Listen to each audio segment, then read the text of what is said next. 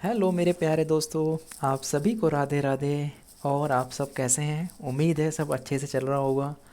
आज राधा रानी की कृपा से, उनके प्यार से और उनके आशीर्वाद से, क्योंकि सब कुछ राधा रानी श्री जी की कृपा से ही हो सकता है। तो उन्हीं की कृपा से, उन्हीं के प्यार से और उन्हीं के आशीर्वाद से आज 98th डे पर मुझे सौभाग्य मिला कि मैंने राधा नाम लिखते हुए वो कंप्लीट किया। दिन की शुरुआत काफ़ी अच्छे से हुई और आज मैंने दिन की शुरुआत में ही ये कार्य भी कंप्लीट किया। और आज साल का 142 डे है। और आज की डेट है 22 मई 2025, जिसमें कि मेरे 98 डेज़ कंप्लीट हुए। और इसमें से मतलब कि 44 डेज़ ऐसे रहे जिसमें कि मैंने राधा नाम नहीं लिखा नोटबुक पर, उनको मैंने यहाँ पर ट्रैक नहीं किया है। तो इस तरीके से करते हुए आज मेरे 98 डेज़ कंप्लीट हुए और जल्द ही 100 पूरे होने वाले हैं, उसकी एक उम्मीद है।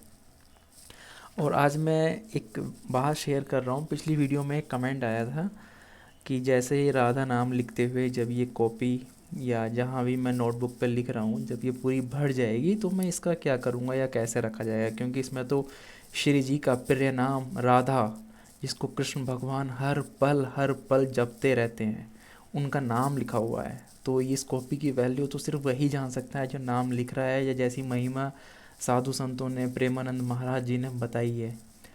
तो एक एकांतिक वार्तालाप में एक महान सज्जन आए थे।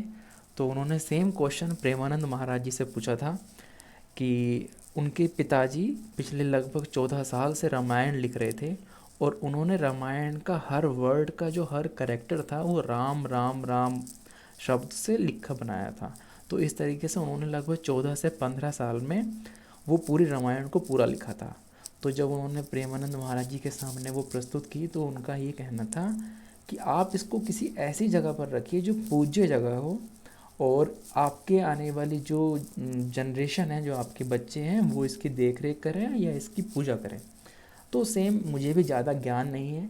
मैंने भी जो, क्योंकि देखिए मैं इस रास्ते पे चल रहा हूँ, तो जो मुझे समझ आया, जितनी मेरी बुद्धि ने काम किया, जो मुझे समझ में आया कि जब भी ये नोटबुक पूरी भर जाएगी, मैं इसको अच्छे से रख कर और इसकी लेमिनेशन वगैरह बढ़िया से करवा कर अपने पूजा घर में या किसी ऐसे स्थान पर रख दूंगा इसको जहाँ पर कि किसी भी मतलब गलत तरीके से इसको टच ना किया जाए और इसको मतलब सम्मानजनक एक तरीके से पूजा जाएगा।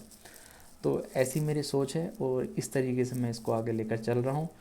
तो ये मुझे उसका आंसर बिल्कुल सही लगा। और अगर कुछ इससे बेटर कोई आंसर मिलता है या आने वाले किसी फ्यूचर में एकांतिक वार्तालाप में प्रेमानंद महाराज जी कुछ और रास्ता बताते हैं तो उसको मैं फॉलो करूँगा, बट अभी तक मेरे माइंड में ये है।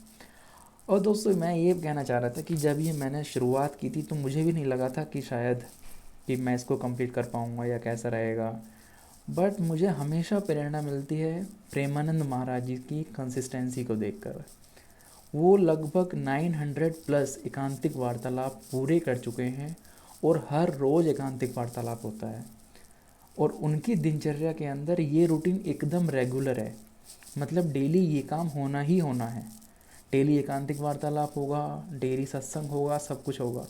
तो उससे ज़्यादा कंसिस्टेंस, उनसे ज़्यादा मोटिवेशन मुझे कोई स्पीकर नहीं लगता, क्योंकि वो उस काम को एकदम प्रूफ के साथ दिखाते हैं और कर रहे हैं। बिकॉज़ उनका अभ्यास इतना ज़्यादा बन चुका है, उनका अभ्यास इस तरीके से बना हुआ है, कई सालों की जो वो प्रवृत्ति है कंटिन्यूस उस काम को करने की, वो वहाँ से दिखाई देता है। तो उसी चीज़ को लेकर कंटिन्यू आगे बढ़ रहे हैं।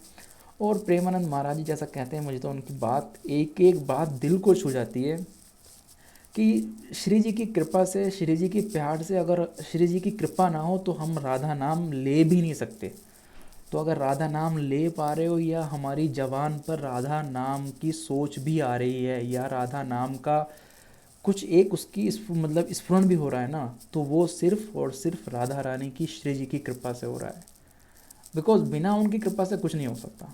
हम लोग जो भी कर रहे हैं, जहाँ भी हम लोग जॉब कर रहे हैं, अपना कार्य कर रहे हैं, अपने कर्म को निभा रहे हैं, या हमारे को जो भी एक कर्म निर्धारित करा गया है कि भाई मुझे इस काम के लिए चूज़ किया गया है, किसी इंसान को किसी और दूसरे कार्य के लिए किया गया है, तो उस काम को जो करने की प्रेरणा आती है, जो हिम्मत मिलती है, वो सिर्फ श्री जी से ही मिलती है। तो जब भी मैं एकांतिक वार्तालाप डेली सुनता हूँ या जब मुझे समय मिलता है, मैं ऐसा नहीं बोलना चाहता कि मैं रोज़ सुनता हूँ, क्योंकि मैं भी बहुत अधम इंसान हूँ। बस जब समय मिल जाता है सुन लेता हूँ। तो अब तो ऐसा लगता है कि उसके अंदर जो जो क्वेश्चंस पूछ रहे हैं ना लोग, वो मेरे से लिंक हो रहे हैं। और प्रेमानंद महाराज जी उसका ऐसा सॉल्यूशन देते हैं कि आप अपनी डेली जीवन की प्रतिक्रिया करते हुए उस कार्य को कर सकते हो। उन्होंने कुछ ऐसा मतलब कॉम्प्लेक्स नहीं बताया कि ये पूजा ऐसा करना है वैसा करना है। आप गृहस्थ जीवन में हो या आप बाहर हैं, मतलब अपनी पढ़ाई कर रहे हो, अपने काम कर रहे हो, जॉब कर रहे हो, वो सब कुछ करते हुए भी आप वो कार्य कर सकते हो। सिर्फ ये मुझे बहुत अच्छा लगता है। उनके सत्संग सुन से, उनके सत्संग भी काफ़ी प्यारे होते हैं। तो दोस्तों, अगर आपको भी ऐसा लग रहा है ना कि क्या मुझे शुरुआत करनी चाहिए, भाई आप भी कर दीजिए। मैं तो बोलता हूँ कि अगर आप वीडियो देख रहे हैं, मैं ये नहीं कह रहा कि आप मेरी वीडियो पर आकर कमेंट कीजिए या वो कीजिए, बट अगर आपको किसी की वीडियो अच्छी लग रही है और आपके मन में आया कि यार राधा राधा बोलना चाहिए, आप नहीं लिख पा रहे और आपके पास में फ़ोन है, आप सिर्फ राधा टाइप कर दीजिए। क्योंकि डिजिटल वर्ल्ड में तो और आसान है। अगर आपका कोई ऐसा ग्रुप बना हुआ है या आपके साथ में ऐसी कोई मित्रों का समूह है, तो वहाँ पर राधा नाम सुमा में टाइप कर दीजिए, एक दूसरे को संबोधन कर सकते हैं राधा नाम से। तो ये मुझे काफ़ी अच्छा लगा, मतलब कि जवान से राधा निकलना चाहिए। बिकॉज एक नाम भी अगर राधा बोल दिया तो उसका बहुत बड़ा हुआ, ऐसा प्रेमानंद महाराज जी कहते हैं। और ये आज राधा नाम लिखने का ये पूरा हुआ। थैंक यू दोस्तों।